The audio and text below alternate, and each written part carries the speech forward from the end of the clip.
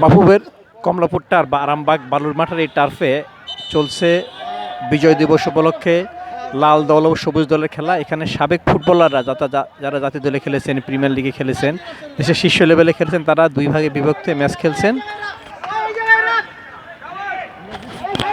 যেখানে আছেন আরমান, এমিলি, শাহরিয়ার আব্দুল, এই পনির ভাই জাম্প করলেন।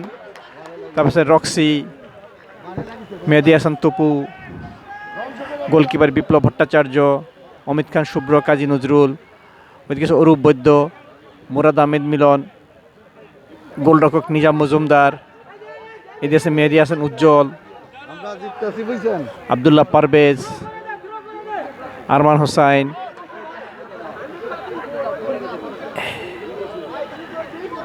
বিজয় দিবস উপলক্ষেই বাফুফে যে লাল ও সবুজ দলে খেলা আয়োজন করে, তখনই আমরা এই সাবেক খেলোয়াড়দের দেখতে পারি একসাথে, যদি তারা পাশে সোনালী ক্লাবে খেলে।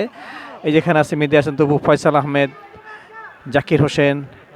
এই পাশে আসেন এখন কর্মকর্তা খেলছে না, স্বপন ভাই আছেন, ইকবাল ভাই আছেন, গোলাম গাউস বাফুফের মেম্বার, আরও সাবেক খেলা এখানে বসে আছেন যারা একটু খেলা শেষ করেছে। মাসুদ রানা, অপু আছেন, হাসান, সেন্টু, জিলানি ভাই।